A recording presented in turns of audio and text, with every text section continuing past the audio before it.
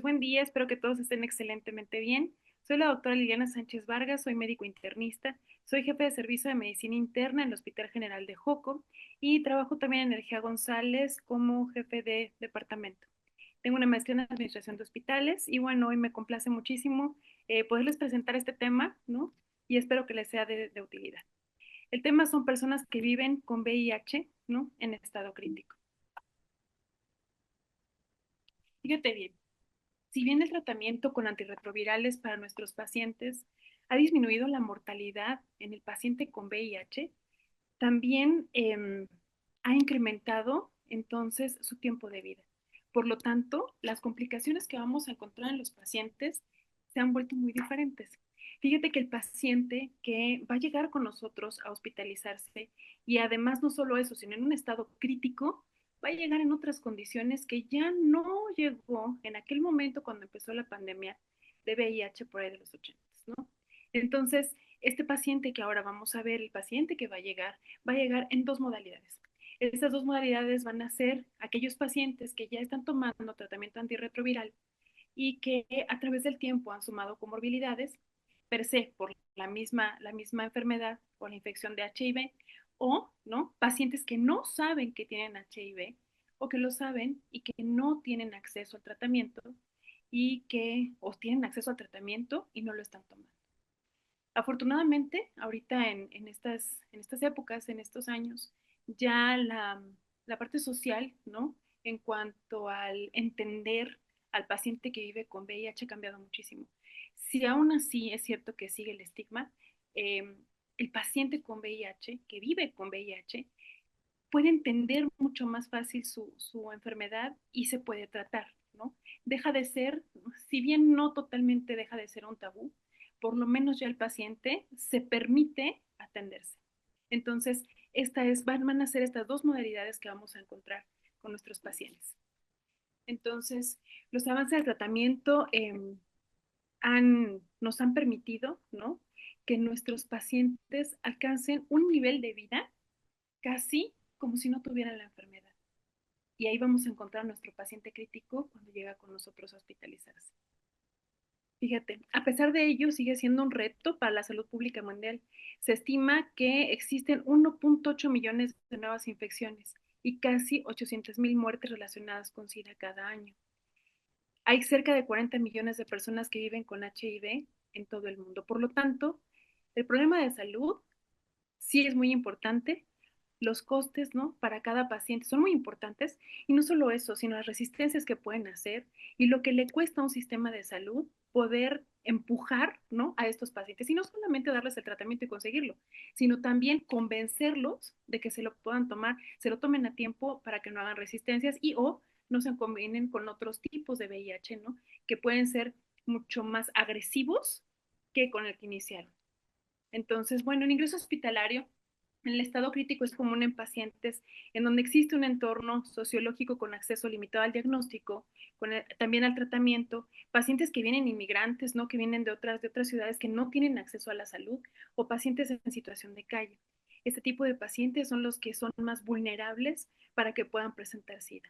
Las infecciones más frecuentes por las que ingresa un paciente son, fíjate bien, secundario a neumonía por neumocistis jirovecii, toxoplasmosis cerebral y tuberculosis principalmente, en especial en el primer internamiento. Fíjate, cuando existe un primer internamiento, pues generalmente el paciente no lo sabe, o si lo sabe, no tomaba el tratamiento, o si lo sabe, no tenía acceso al tratamiento. No todo el mundo puede comprar, ¿no? O tiene un seguro de gastos médicos para poder comprar el tratamiento. O no todo el mundo tiene acceso, como en esta ciudad, ¿no? A sitios como la Condesa, en donde se les puede dar el manejo. Entonces, este tipo de pacientes son los que se vuelven o están en mayor riesgo. Actualmente representan entre el 10 y el 30% de los ingresos a la terapia intensiva, pero fíjate que en estos últimos 5 años hemos notado una disminución del ingreso por SIDA, por SIDA. No quiere decir que el paciente no tenga o que viva con VIH, no está ingresando ya por SIDA, está ingresando por las comorbilidades que ha ido sumando a través del tiempo.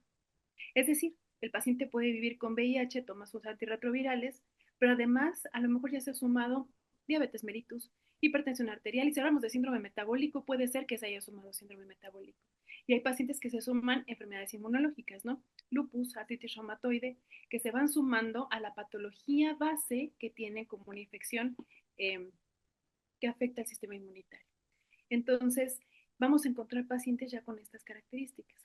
Y tenemos al otro tipo de paciente, ¿no? El que va a ingresar con infecciones que son oportunistas, ¿no? En este caso te lo pongo en la presentación como IO u OI, que son infecciones oportunistas. Entonces, si te das cuenta, ha cambiado muchísimo la forma, no la forma, sí la forma en la que llega nuestro paciente al hospital, en la que llega a pedir ayuda y las características con las que llega. Eso finalmente, a nivel costos, sí tiene un efecto. Y fíjate que en los últimos años sí ha habido una mejoría en cuanto al tratamiento de los pacientes. Si te puedo hablar que de hace 10 años teníamos ingresos con enfermedades, con infecciones oportunistas mucho más frecuentemente, ¿no? Te puedo decir que en el servicio de medicina interna teníamos al mes entre 10 y 15 pacientes, fíjate, con infecciones oportunistas. Eso es bastante alto, es más, estaba en nuestra lista de patologías más frecuentes atendidas. Pues, ¿qué crees? Justo ahora en estos años, ¿no? Viene la pandemia, se va la pandemia, llega esta estabilidad, ¿no? Se supone que ahora estamos recibiendo ya los pacientes que generalmente recibimos y notamos una disminución muy importante.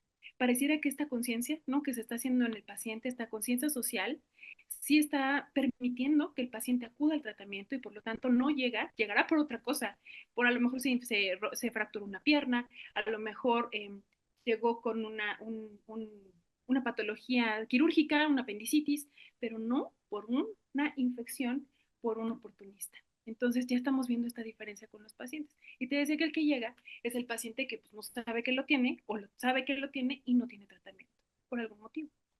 Entonces, fíjate que en los ingresos de pacientes, los pacientes críticos, en especial con CD4, con menos de 100 células por microlitro, eh, en este caso sí se vuelve urgente el ingreso, porque sabemos perfecto que no solo va a traer una infección, ¿no?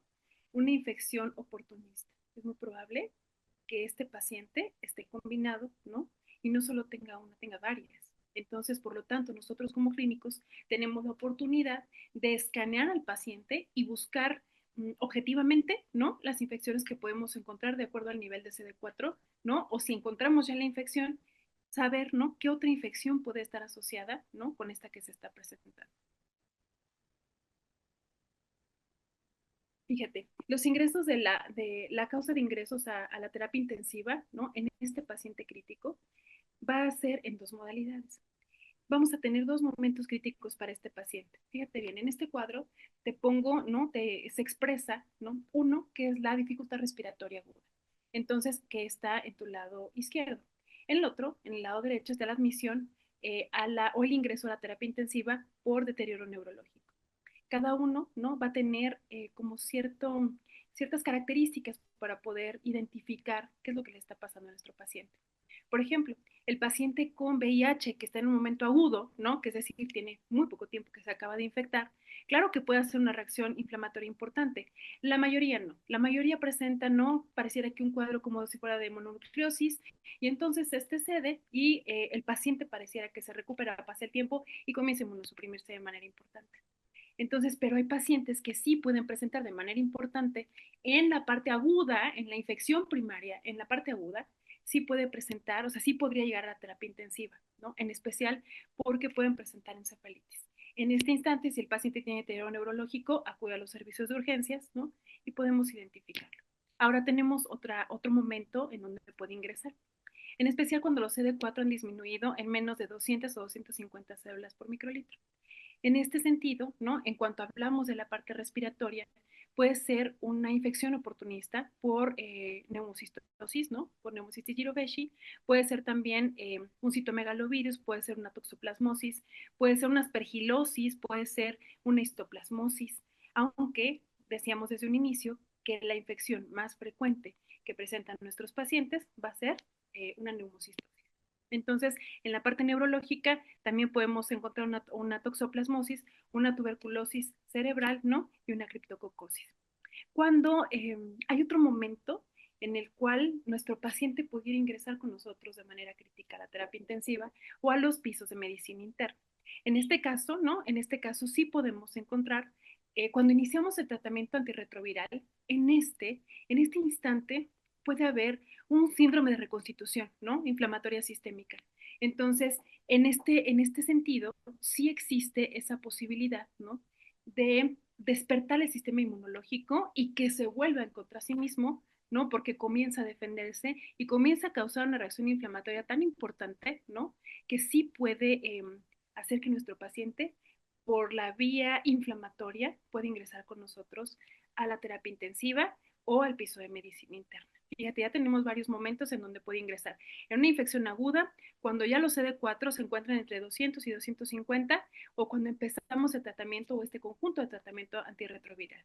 Tenemos otro momento, ¿no? En donde puede ser en cualquier instante de los estadios de HIV, ¿no? Y en este podemos encontrar meningitis, por ejemplo, la meningitis bacteriana, esta sí puede ser en cualquier instante, y en la parte respiratoria, una neumonía bacteriana y también tuberculosis. Fíjate que en la vía respiratoria, de primera instancia, podemos encontrar neumocistis, ¿no? El segundo lugar se lo lleva tuberculosis. Entonces, esto es lo que podemos buscar cuando encontramos neumocistosis. Podría venir combinada con tuberculosis. Sí hay pacientes que los hemos encontrado así, que han llegado hasta con deterioro neurológico y tenemos tuberculosis pulmonar y tuberculosis cerebral. Entonces, ahora tenemos otro momento en donde nuestro paciente puede ingresar también, cuando los CD4, ¿no? Están mayores a 200, están mayores entre 200 y 250 células.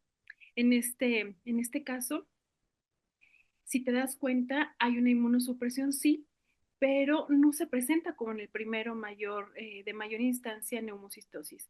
Aquí lo que podemos encontrar ya son otras comorbilidades, como por ejemplo, ¿no? Enfermedad pulmonar obstructiva, falla cardíaca, infartos, ¿no? El uso, por ejemplo, de drogas, y esto sí puede favorecer a que nuestro paciente ingrese. Cambios metabólicos, por ejemplo, hiperhipotiroidismo, ¿no? Por lo que podría ingresar con nosotros, que ya no tiene que ver totalmente con la infección con VIH, sino ya con la comorbilidad que va sumando cada paciente. Entonces, en cuanto hablamos de la parte neurológica, ¿no? Cuando encontramos estos CD4, este nivel de CD4, lo que podemos esperar es que exista una enfermedad vascular cerebral, por ejemplo, puede haber crisis epilépticas, podemos encontrar también abscesos cerebrales y podemos encontrar efectos sistémicos, ¿no? De alguna enfermedad. Por ejemplo, alguna inmunológica. Entonces, pero este ya no tiene que ver tanto con la cantidad de CD4. Si te das cuenta, cuando empiezan a elevarse los CD4, pareciera que ya comienza a tomar, ¿no? La comorbilidad un factor más importante. Y bueno, pues lo que decíamos, ¿no? Nos vamos a encontrar con pacientes con los cuales van a aumentar factores de riesgo para presentar EBC, síndrome coronario y cáncer. En el caso de cáncer, si estas no son patologías que son definitorias de infección por VIH, pero al paso del tiempo, ¿no? Sí van a causar inflamación. El hecho de que el paciente tenga VIH, y aunque esté seronegativo, sí hay una producción silente, ¿no? De, de virus. Entonces, esto al final sí causa una reacción inflamatoria constante. Y si le aumentamos aparte obesidad, si le aumentamos resistencia a la insulina, si le aumentamos sedentarismo, si le aumentamos una alimentación no adecuada, y además el paciente está tomando antirretrovirales, sabemos perfecto que aumenta el riesgo cardiovascular. El hecho de que los estén tomando aumenta el riesgo cardiovascular, existe dislipidemia. Entonces, aumento de peso, ¿no? Si no cuidan la alimentación, tienen que hacer ejercicio. Entonces, aumenta el riesgo cardiovascular. Por lo tanto, puede haber síndromes coronarios, enfermedad vascular cerebral y si no bien está asociado con una enfermedad definitoria de cáncer de VIH, si no está asociado a una definitoria de VIH, sí podemos encontrarla con una mayor incidencia. ¿Qué vamos a encontrar con mayor incidencia? Fíjate, cáncer de pulmón, cáncer hepático y cáncer anal. Entonces, cánceres aumentan, ¿no? Hacia el paciente negativo. Entonces, lo que decíamos, que había un estado proinflamatorio persistente, ¿no? Dado que existe una producción viral siempre, ¿no? Aunque lo encontremos cero negativo, el paciente está en un estado inflamatorio. Luego, entonces, fíjate bien, cerca del 70% de los pacientes que ingresan con infección por HIV no ingresan por una infección oportunista, ¿no? Entonces, esto se ha visto ya en la mayoría de los cortes. Entre más tiempo el paciente lleve con tratamiento antirretroviral, es muy probable que ya lo podamos encontrar ya con comorbilidades. A diferencia del paciente que no sabe que tiene HIV, que llega como debutante al hospital, ¿no? Con una neumocistosis, por ejemplo, con una tuberculosis pulmonar, con una toxoplasmosis. Entonces, en este sentido, sí encontramos diferencias. Entonces, pero bueno, la infección aguda por HIV suele presentarse como una mononucleosis, lo que decíamos, ¿no? Pero en algunos casos, y en especial en el 5%, puede presentar encefalitis en la primera infección, ¿no? Y eso lo puede llevar al paciente a hospitalizarse como le veíamos en el cuadro anterior. ¿Hay similitudes o no entre pacientes con HIV clínicamente enfermos o seronegativos? ¿Habrá alguna similitud? En cuanto más pasa el tiempo con el tratamiento antirretroviral, el motivo de ingreso se iguala en ambos grupos. Es decir, existe este síndrome de dificultad respiratoria, ¿no? Entre un 40 y 60%, existe sepsis bacteriana entre un 10 y un 20%, ¿no? Pero esta sepsis bacteriana ya va a obedecer a un origen respiratorio, es decir, a una neumonía, ¿no? O a un proceso intraabdominal. E infecciones también del torrente sanguíneo y la neuroinfección entre los dos, entre 10 y 20%. Pero eso, fíjate, cuando ya el paciente tiene manejo y tiene tratamiento antirretroviral, es donde se empatan. Pero ¿en qué momento hay una diferencia? ¿Habrá alguna diferencia si yo tengo VIH, te tomo antirretrovirales, estoy seronegativa y ya me estoy empatando, ¿no? Con las comorbilidades habituales de todos los pacientes? Aquí la respuesta es no. Fíjate que cuando existe una infección, ¿no? O el paciente ingresa a hospitalizarse, sí hay un mayor riesgo de que el paciente con VIH presente lesión renal aguda, sangrado tubo digestivo alto y bajo, insuficiencia hepática, ya que el paciente con HIV, aunque sea negativo, siempre puede presentar con mayor frecuencia estas complicaciones. Entonces, sí hay una correlación. Bueno, se encontró que en pacientes con infección por HIV de leve a moderada, en comparación con los pacientes seronegativos, no difieren demasiado. Por ejemplo, en el caso de infección por estreptococo neumonía y legionela o en la meningitis, aquí no hay diferencia. Es decir, si el paciente se encuentra por encima de 200, 250 células por microlitro, pues es muy probable que se comporte como sucede en la historia natural de la enfermedad. Pero si, por ejemplo, la infección fuera por Clostridium difficile, ahí cambia la situación. El escenario es distinto, porque en general el paciente con HIV ha estado con mucho más contacto con antibióticos. Por lo tanto, se vuelve más susceptible, ¿no? A poder padecer esta infección por Clostridium. Entonces, donde sí hay diferencia extrema es en los pacientes que sí tienen deficiencia inmune importante, donde pues hasta en biomarcadores nos damos cuenta. Pero ese es el paciente que está debutante, por ejemplo, o que sabe que tiene VIH y no ha tomado tratamiento, o no ha podido tomarlo, no hay la parte económica, su país no tiene tratamiento, ¿no? O las instancias, o la parte mental del paciente, ¿no? De aceptar que tiene una enfermedad y pedir ayuda. Entonces, aquí sí encontramos, fíjate, cómo encontramos dónde el paciente que sí toma su tratamiento se puede empatar con la comorbilidad habitual y cómo en otros casos ya de infecciones agudas, por ejemplo, o de internamientos en estado crítico, tiene mayor susceptibilidad de complicarse, por ejemplo, con lesión renal aguda. Pero bueno, y ahora, por ejemplo, cuando hablamos de el apoyo mecánico ventilatorio y el uso, ¿no? de aminas, ¿no? De vasoconstrictores, pues la terapia de sustitución renal, ¿no? Y todos estos tratamientos finalmente sí ayudan a que el paciente alcance la misma probabilidad de mejoría que el paciente que no tiene VIH o que está cero negativo. Es decir, quiere decir que en este sentido sí existe no un empate, pero sí se van acercando, ¿no? Ambos grupos para tener como el mismo pronóstico o la misma esperanza de vida, por así decirlo.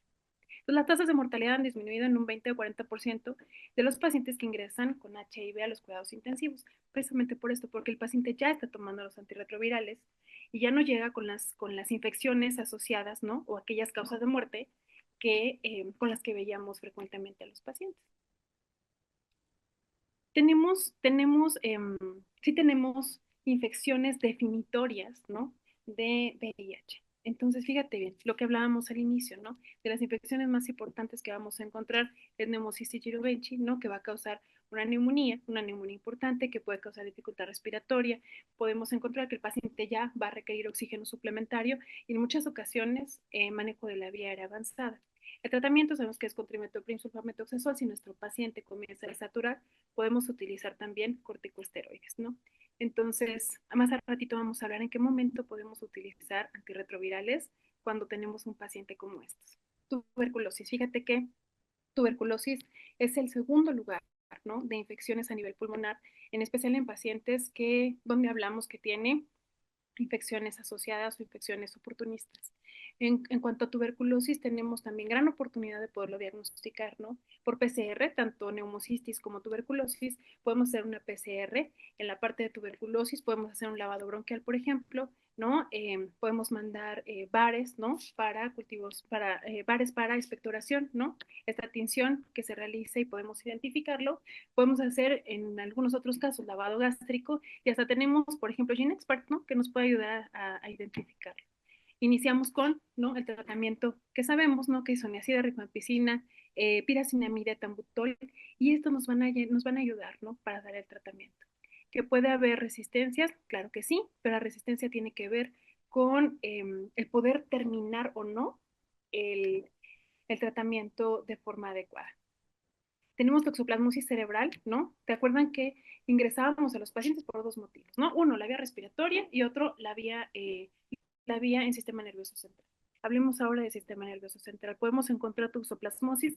Claro que sí. Fíjate que en la vía en la que lo podemos identificar, por supuesto que puede ser por imagen, ¿no? En general, el paciente que llega con deterioro neurológico, les realizamos una tomografía de cráneo, y eso nos ayuda muchísimo, una tomografía de encéfalo. En eso nos ayuda muchísimo para identificar, ¿no?, qué es lo que está sucediendo a nivel cerebral. Pero no solo eso, cuando nosotros pensamos que puede tener una neuroinfección, lo que realizamos, ¿no?, son punciones lumbares. Estas punciones lumbares sí nos permiten, ¿no?, andar desde PCRs, cultivos, citológicos, citoquímicos, y nosotros teniendo la imagen, ¿no?, pues comenzamos realmente a sospechar y a tener casi la certeza, ¿no?, del diagnóstico que tiene nuestro paciente. Son muy características las lesiones. Entonces, en especial casi con tomografía, comenzamos manejo. Decíamos también que podríamos encontrar criptococosis, ¿no? Y estas criptococcus neoformes que pueden causar meningoencefalitis. Histoplasmosis. Fíjate que Histoplasma capsulatum tiene, finalmente, sí son infecciones que son oportunistas. Todas estas que ya estamos viendo son oportunistas, y que su tratamiento suele ser con fármacos que en muchas ocasiones suelen ser muy agresivos, ¿no?, para el sistema. Por lo tanto, nosotros debemos cuidar muchísimo la función renal, la función hepática, ¿no? Y por supuesto, hacer que el paciente se mueva de la falla orgánica múltiple a la homeostasis. Entonces, sí se puede lograr con ellos, nos llevamos cierto tiempo, en especial en lo que el fármaco comienza a hacer efecto, y podemos progresar al paciente. Citomegalovirus también, ¿no? El citomegalovirus tiene también esta posibilidad, ¿no?, de poderse diagnosticar por PCR. Fíjate que la PCR vino a darnos cierta certeza diagnóstica, no, más bien cierta certeza, nos da la certeza diagnóstica de lo que estamos encontrando y podemos dar manejo. Entonces, con ellos podemos utilizar desde ganciclovir, foscarnet, y para dar manejo para este tipo de infecciones. Ahora bien, les quise poner estas imágenes, ¿no?, que me parecen muy representativas de algunas infecciones oportunistas. En la imagen A podemos encontrar una neumocistosis. Si te das cuenta, tiene este patrón como de vidrio esmerilado, ¿no? Y que ocupa, ¿no?, en especial de la mitad hacia las bases del pulmón, pero en general puede ser hasta desde los. Si te das cuenta, en la B, esta se va mucho más a los ápices, entonces tiene cierto derrame pleural, y te das cuenta de estas lesiones que podemos encontrar y se asocian a tuberculosis.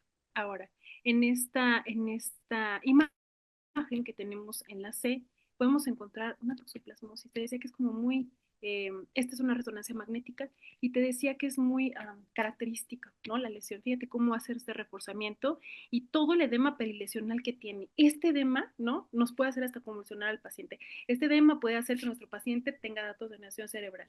Entonces, es importante que lo podamos identificar. Por eso te decía que a veces desde la imagen, en especial con este tipo de infecciones, podemos asumir, ¿no?, cuál es la infección que tiene e iniciar el tratamiento.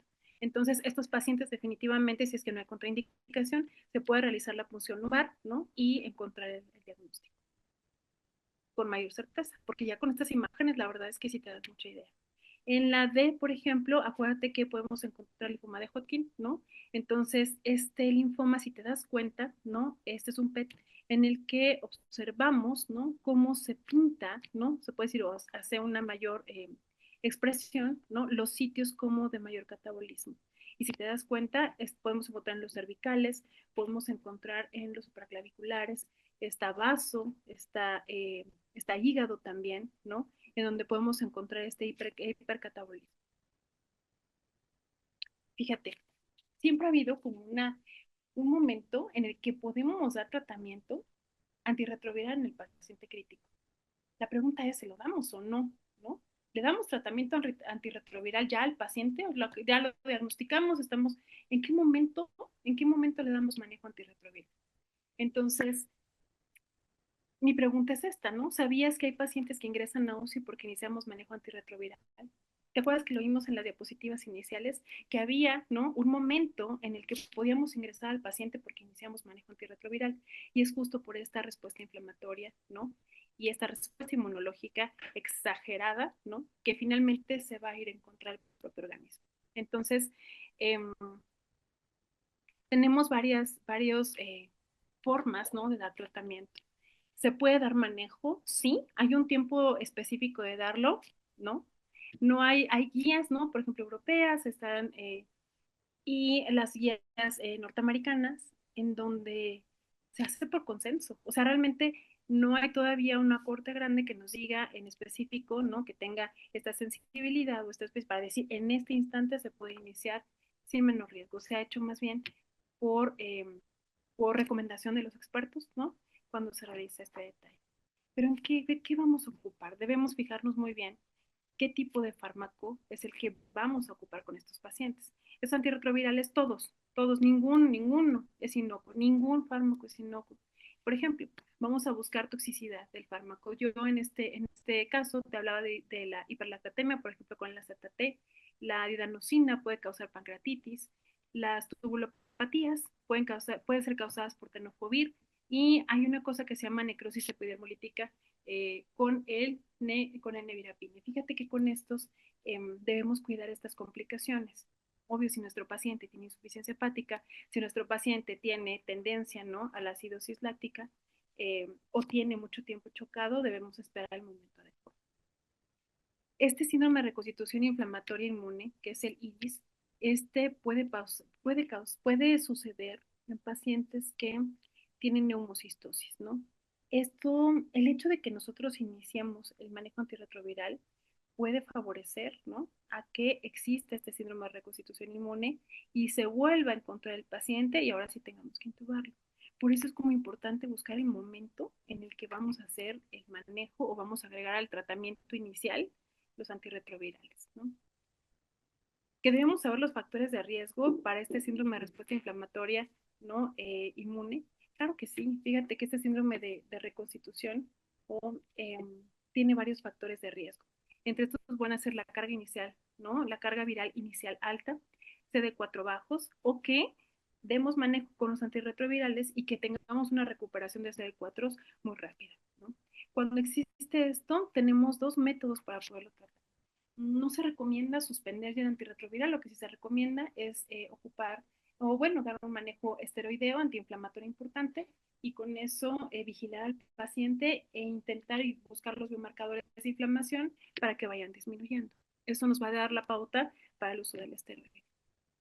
Ahora, fíjate bien, debemos iniciar o continuar el tratamiento con antirretrovirales. Supongamos que es un paciente que ya está tomando antirretrovirales. O supongamos que es un paciente que no se sabía con VIH, ¿no? Acaba de ingresar con nosotros, a lo mejor ingresó con una neumocistosis, con una toxoplasmosis, y decimos, bueno, ¿en qué momento le voy a iniciar antirretrovirales? Lo que decíamos, ¿no? No existe un consenso específico sobre ello. Hay estudios prospectivos que hablan de la seguridad y eficacia, pero esto está basado en la opinión de expertos. Nos hace falta como estudios, ¿no? Mucho más largos, ¿no? A lo mejor anidados para que podamos determinar si es que, en qué momento es el mejor momento para iniciar manejo o si se lo voy a continuar o no.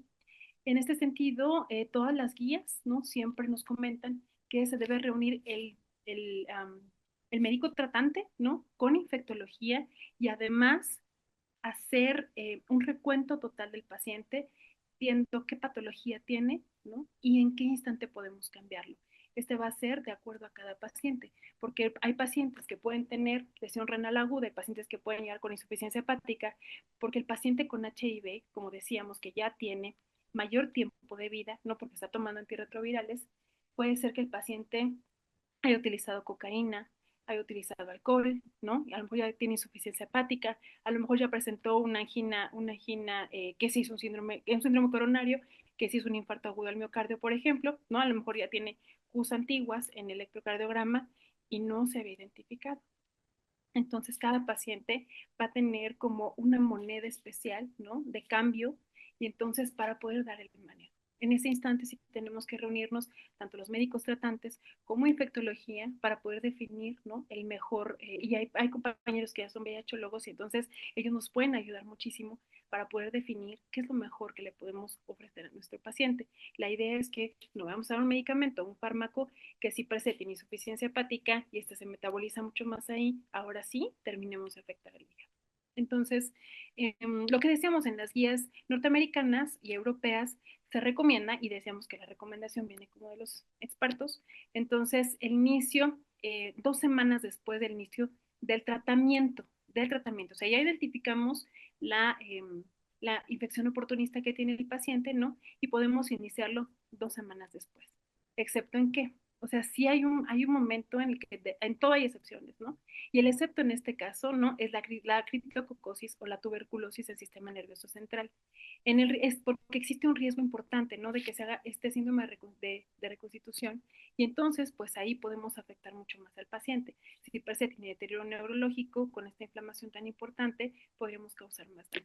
Entonces, y en este caso, cuando hay una afectación neurológica, lo podemos retrasar hasta 4 semanas, ¿no? No dos, ¿no? Por ejemplo, si fuera una neumocistosis pulmonar, ¿no? Una criptococos, pues claro, realmente podrían hacer, perdóname, podría ser una neumocistosis, que fuera una neumocistosis, podemos iniciar manejo 2 semanas después de iniciado el tratamiento para neumocistosis, por ejemplo, timetoprim, ¿no? Y si le dejamos esteroide porque está desaturando, se puede, se vale las 2 semanas iniciar el antirretroviral. Pero si tiene afección neurológica, ahí sí va a ser más complejo y tenemos que esperar 4 semanas de acuerdo a los expertos, ¿no? Ahora bien, fíjate, en cuanto a este inicio del manejo, ¿no? Vamos a tener dos tipos de pacientes. El paciente que no ocupaba manejo antirretroviral, que no se sabía con HIV o se sabía y no lo tomaba, o el paciente, ¿no? Que ya se sabe con HIV y está utilizando antirretrovirales. Si es así, por ejemplo, si está utilizando antirretrovirales, en teoría, fíjate, sí se puede, ¿no? Podemos seguir ocupando los antirretrovirales, ¿no?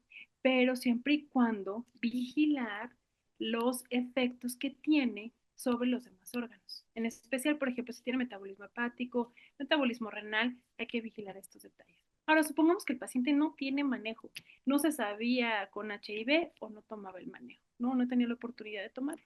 Entonces, hay que pensar, ¿no? El motivo del por cuál vino al hospital y el por cuál está en la terapia intensiva, el por cuál está o el por qué está ocupando cuidados críticos en un servicio de medicina interna.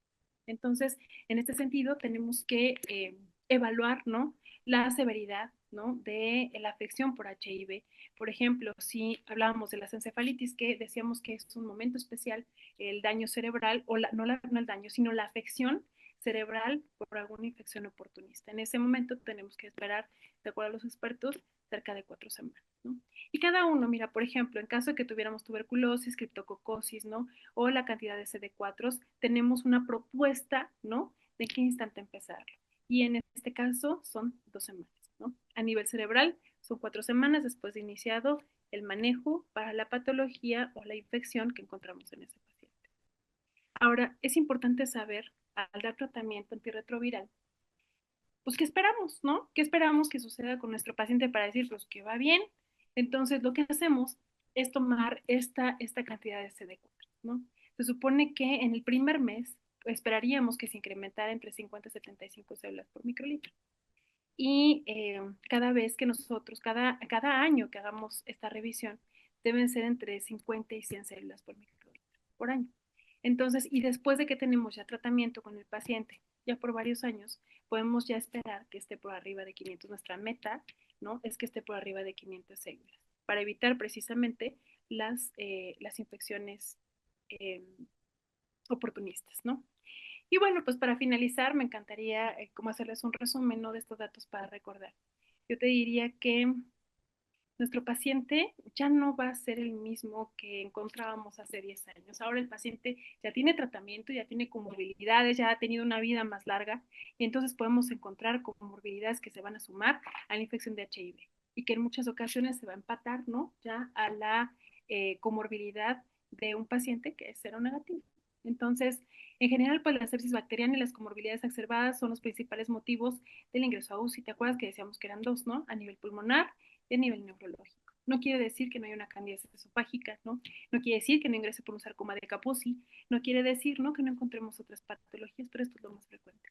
Se ingresan pacientes con estas enfermedades, estas infecciones oportunistas, ¿no? Y aún si el paciente, ¿no? En especial si el paciente no se sabe con infección ¿no? O no toma el tratamiento. Los pacientes gravemente inmunocomprometidos pueden tener varias infecciones oportunistas como afección definitoria de la enfermedad, es decir, si yo encontré una neumocistosis, podría esperar una tuberculosis, podría esperar una toxoplasmosis, podría esperar una, o sea, tenemos que abrir la mente pensando en que nuestro paciente, si ya trae una infección oportunista, podría traer varias, ¿no? Porque finalmente sí se asocia de acuerdo al nivel de CD4, ¿no? ¿Qué infecciones oportunistas podemos encontrar? Entonces, neumostosis Girovechi, tuberculosis y toxoplasmosis cerebral son las más frecuentes, ¿no? Que requieren ingreso a la terapia intensiva. Iniciar los antirretrovirales requieren un consenso del tratante y del infectólogo con revisión del caso específico, lo que decíamos, ¿no? Nos tenemos que reunir para verificar cuáles son las características de nuestro paciente y de esa manera poder realizar un manejo, pero individualizado. Lo que ya no queremos es causarle mayor falla y menos llevarlo a falla orgánica múltiple. Entonces, lo que hacemos es hacer estos consensos y encontrar la mejor respuesta o el mejor tratamiento para este paciente.